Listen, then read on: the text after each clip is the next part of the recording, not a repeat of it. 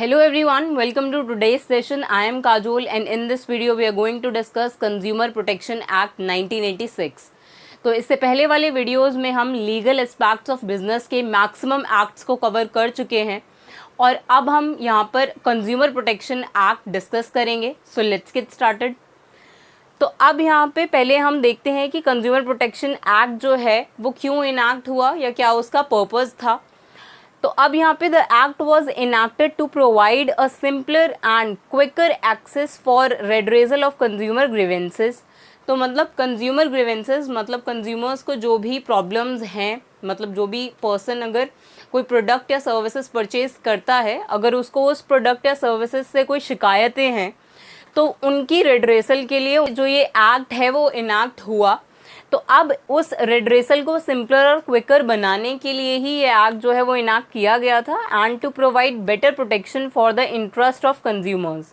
और कंज्यूमर्स का जो इंटरेस्ट है उसको प्रोटेक्ट करने के लिए हुआ ऐसा. और for that purpose to make provision for the establishment of consumer council and other authorities for the settlement of consumers disputes. तो अब यहाँ पे इस एक्ट के प्रोविजंस के अंदर जो भी पर्पस है वो ये था कि यहाँ पर स्टैब्लिश हो एक कंज्यूमर काउंसिल और अदर अथॉरिटीज़ जो कि सेटलमेंट करेंगी किसका, कंज्यूमर के डिस्प्यूट्स का. तो यही पर्पस था इस एक्ट का कि हम कंज्यूमर के इंटरेस्ट को प्रोटेक्ट कर पाएँ, उनके राइट्स को प्रोटेक्ट करें, उनके जो भी कंज्यूमर ग्रीवेंसेस हैं उनको रिजॉल्व करें और उनको सिंपलर और क्विकर वे में रिजॉल्व कर पाएँ ताकि कंज्यूमर्स के जो इंटरेस्ट हैं वो प्रोटेक्ट हो पाएँ, जल्दी उनको उनकी प्रॉब्लम के सल्यूशंस जो हैं वो मिल जाएं. तो इसीलिए ये एक्ट जो है वो इनैक्ट हुआ था. तो यही पर्पस था इस एक्ट का और इसीलिए ये एक्ट जो है वो इम्पॉर्टेंट था. तो अब यहाँ पे हमने की पॉइंट्स देखे कि यहाँ पर कंज्यूमर ग्रीवेंसेस को रिड्रेस करने के लिए एक्ट आया था और इंटरेस्ट ऑफ कंज्यूमर्स को प्रोटेक्ट करने के लिए था. और जो इसके प्रोविजंस का जो पर्पस था वो था कंज्यूमर काउंसिल को स्टैब्लिश करना और सेटलमेंट अथॉरिटीज़ को स्टैब्लिश करना ताकि वहाँ पर कंज्यूमर के जो डिस्प्यूट हैं उनको रिजॉल्व किया जा सके. तो यही यहाँ पर ये की पॉइंट्स थे जिनकी वजह से ये एक्ट जो है वो इनैक्ट हुआ. तो अब हम इस एक्ट के मेन फीचर्स देख लेते हैं. अब यहाँ पे it provides means through which consumers can file there complaints across consumer forums with special powers and relevant penalties and punishments against the wrongdoers. तो अब यहाँ पे ये जो एक्ट है ये प्रोवाइड करता है कि ऐसे मीन्स जिनसे एक कंज्यूमर जो है वो कंप्लेंट फाइल कर सकता है, कंज्यूमर फोरम्स में जा सकता है और वहाँ पे अपनी कंप्लेंट फाइल कर सकता है किसी भी ट्रेडर के अगेंस्ट जिसने भी कुछ गलत किया हो उस कंज्यूमर के साथ, जो भी रॉन्ग डूअर होगा उसके अगेंस्ट. अगर वहाँ पर कंज्यूमर को कोई केस जो है वो फाइल करना है तो यहाँ पर ये एक्ट जो है वो प्रोवाइड करता है ऐसे कंज्यूमर फोरम्स जहाँ पे कंज्यूमर जो है वो अपनी कंप्लेंट को फाइल कर पाएगा और अपने ग्रीवेंसेस को रिड्रेस करवा पाएगा. तो नेक्स्ट फीचर है यहाँ पे the act protects the rights of consumer against unfair trade practices by traders. तो अब यहाँ पे ये जो एक्ट है वो प्रोटेक्ट करता है राइट्स को कंज्यूमर के, जो कि हमने यहाँ पर देखा कि कंज्यूमर राइट्स को प्रोटेक्ट करने के लिए ही ये एक्ट आया था. अब किनसे प्रोटेक्ट करना है हमें कंज्यूमर को, अनफेयर ट्रेड प्रैक्टिसेस से. जो भी ट्रेडर्स जो हैं अगर वो कोई अनफेयर ट्रेड प्रैक्टिसेस करते हैं, कोई भी अगर वो मिलावट करते हैं प्रोडक्ट में या सर्विसेज जो हैं वो डिफेक्टिव हैं या कोई भी अगर कंज्यूमर को शिकायत है प्रोडक्ट या सर्विसेज से, तो उनके राइट्स को प्रोटेक्ट करने के लिए और अनफेयर ट्रेड प्रैक्टिसेस से बचाने के लिए कंज्यूमर्स को ये एक्ट जो है वो बनाया गया. यही फीचर्स हैं इस एक्ट के. ये प्रोवाइड करता है कि ये प्रोटेक्ट करेगा राइट्स को कंज्यूमर्स के, किसके अगेंस्ट, अनफेयर ट्रेड प्रैक्टिसेस के अगेंस्ट अगर कोई ट्रेडर ऐसा करता है तो. नेक्स्ट फीचर है यहाँ पर this act provide relief to both parties. अब यहाँ पे बोथ पार्टीज़ का मतलब है कि एक पार्टी तो होगी कंज्यूमर जिसके लिए ही ये एक्ट बनाया गया है और दूसरी पार्टी है ट्रेडर जिससे भी वो कंज्यूमर जो है वो सामान खरीद रहा है. तो इसीलिए यहाँ पर ये जो दोनों पार्टीज़ हैं जो भी एक ट्रांजैक्शन में इन्वॉल्व होती हैं, ये दोनों पार्टीज़ एक कंज्यूमर और एक ट्रेडर, तो इन दोनों ही पार्टीज़ के राइट्स को ये प्रोटेक्ट करता है, रिलीफ प्रोवाइड करता है दोनों ही पार्टीज़ को एंड अवॉइड लॉन्ग लिटिगेशंस. और जैसे कोर्ट केसेस में ज़्यादा टाइम लगता है, तो इसीलिए उस टाइम को भी सेव करने के लिए यहाँ पर ये एक्ट जो है वो प्रोवाइड करता है रिलीफ दोनों ही पार्टीज़ के लिए। The consumer forum sets up a formal process where forum officials mediate between the two parties. तो अब यहाँ पे जो भी कंज्यूमर फोरम है, जो कि हमने यहाँ पर देखा था कि यहाँ पर कंज्यूमर जो है वो अपनी कंप्लेंट्स को फाइल कर सकता है, अगर कुछ भी रॉन्ग हुआ है उसके साथ तो वो ट्रेडर के अगेंस्ट कंप्लेंट फाइल कर पाएगा। तो वही कहाँ पर वो कंप्लेंट फाइल करता है? कंज्यूमर फोरम के अंदर। तो इसीलिए जो कंज्यूमर फोरम्स हैं वो एक फॉर्मल प्रोसेस होता है जहाँ पर फोरम ऑफिशियल्स जो हैं वो मीडिएट करते हैं दोनों पार्टीज़ के बीच में, कि अगर इन दोनों पार्टीज़ के बीच में कोई डिस्प्यूट होता है तो यहाँ पर जो कंज्यूमर फोरम होगा वो मीडिएशन करेगा। तो यही पर्पस होता है कंज्यूमर फोरम को सेटअप करने का, ताकि यहाँ पर दोनों ही जो पार्टीज़ हैं उनको रिलीफ मिल पाए, उनको रिलीफ जो है वो प्रोवाइड कर पाए यहाँ पर कंज्यूमर फोरम।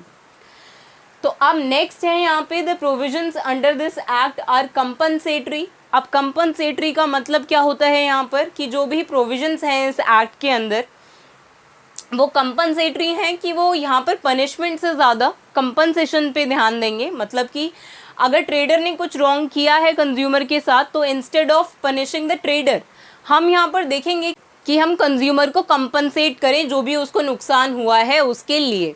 तो इसीलिए कंज्यूमर के कंपनसेशन पे ज़्यादा ध्यान देंगे यहाँ पर, ना कि ट्रेडर को पनिश करने पर। तो इसीलिए इसके जो प्रोविज़न है इस एक्ट के वो कंपनसेटरी नेचर के हैं। The act encourages consumers to approach courts for redressal of grievances. तो अब यहाँ पे ये जो कंज्यूमर फोरम है, जो ये एक्ट है, वो ऐसा प्रोवाइड करता है, वो ऐसा एनकरेज करता है कंज्यूमर्स को कि अगर उनको कोई भी ग्रीवेंसेस हैं तो वो एनकरेज हों कोर्ट तक जाने के लिए, क्योंकि हम यूजुअली किसी भी मैटर में कोर्ट मैटर्स से बचते हैं कि क्योंकि कोर्ट केस जो हैं वो लंबे चलते हैं इसीलिए। तो अब क्या होगा इस केस में कि अगर मान लेते हैं कंज्यूमर को कोई ग्रीवेंसेस हैं अपने ट्रेडर से जिससे भी वो सामान खरीदता है, तो अब ये जो कंज्यूमर है वो इसलिए चुप ना हो जाए कि उसको कोर्ट में जाने से उसका टाइम वेस्ट होगा या उसके पैसे लगेंगे, फीस लगेगी कोर्ट की। तो इसीलिए इसी को एनकरेज करने के लिए कि यहाँ पर कंज्यूमर जो है वो डिस्करेज ना हो कंप्लेंट फाइल करने के लिए, इसीलिए यहाँ पर ये जो एक्ट है वो प्रोवाइड करता है कि कंज्यूमर्स जो हैं वो एनकरेज हों अपना केस फाइल करने के लिए अगर उन्हें कोई ग्रीवेंस है तो इसीलिए यहाँ पर ये the act encourages consumers to approach courts for redressal of grievances. Next है यहाँ पे products used for commercial purposes aren't covered under this act. तो अब यहाँ पे ऐसे प्रोडक्ट या सर्विसेज जो कि कमर्शियल पर्पस के लिए यूज़ हो रहे हैं, कमर्शियल पर्पस का मतलब यहाँ पर है कि वो रीसेल के लिए यूज़ हो रहे हैं। लेट्स से कंज्यूमर के पास प्रोडक्ट्स कौन पहुँचाएगा?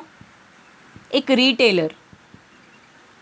और रिटेलर ये प्रोडक्ट्स कहाँ से लेगा? मैन्युफैक्चरर से। तो अब यहाँ पर कमर्शियल पर्पस का मतलब क्या होता है कि अब ये जो रिटेलर है वो मैन्युफैक्चरर से प्रोडक्ट्स क्यों परचेज कर रहा है? उसको रीसेल करने के लिए, कि वो बाद में कंज्यूमर को उस प्रोडक्ट को रीसेल करेगा।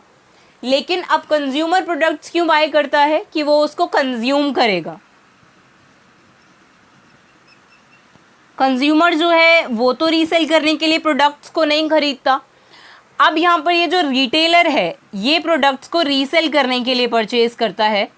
तो ये एक्ट जो है वो रिटेलर के लिए प्रोवाइड नहीं करता है, ये कंज्यूमर्स के लिए प्रोवाइड करता है कि यहाँ पर कंज्यूमर के राइट्स को प्रोटेक्ट करना है जो अल्टीमेटली प्रोडक्ट को कंज्यूम करेगा, ना कि उसको रीसेल करेगा।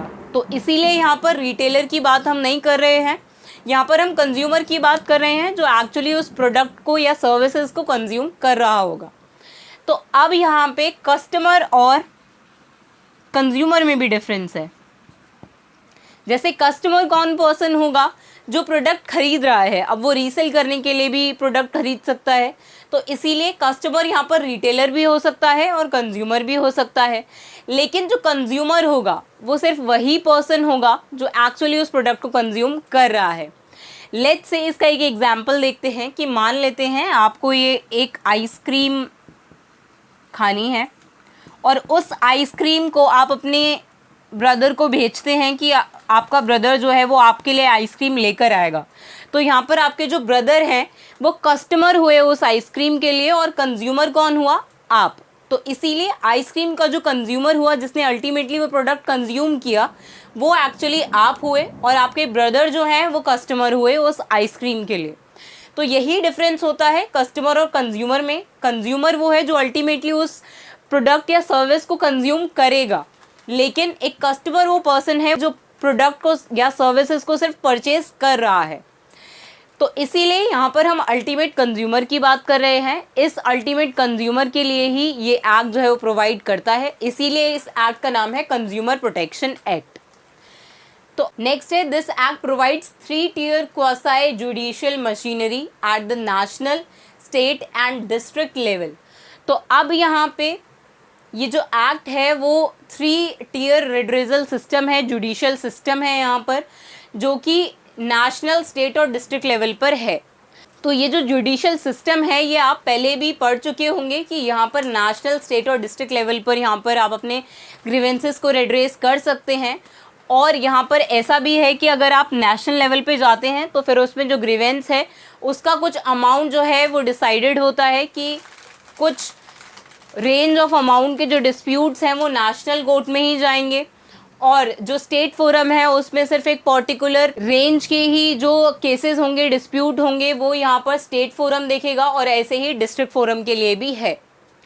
तो इसको भी हम आगे डिस्कस करेंगे, लेकिन उससे पहले आपने नोटिस किया होगा कि हमने यहाँ पर कंज्यूमर प्रोटेक्शन एक्ट 1986/2019 लिखा है। तो ऐसा क्यों है? क्योंकि ये जो एक्ट था, कंज्यूमर प्रोटेक्शन एक्ट 1986 को रिप्लेस कर दिया है अब कंज्यूमर प्रोटेक्शन एक्ट 2019 ने। तो इसीलिए यहाँ पर अब हम कंज्यूमर प्रोटेक्शन एक्ट 1986 को इसके नाम से नहीं जानते, बल्कि इसका नाम चेंज हो गया है। इसमें अमेंडमेंट्स हुए हैं, क्योंकि यहाँ पर जो 1986 का एक्ट था उसमें कुछ लिमिटेशंस थे, तो उसको ओवरकम करने के लिए यहाँ पर अमेंडमेंट्स हुए 2019 में, फिर इस एक्ट को रिप्लेस कर दिया गया। तो इसीलिए यहाँ पर कंज्यूमर प्रोटेक्शन एक्ट 2019 हो गया है ये अब।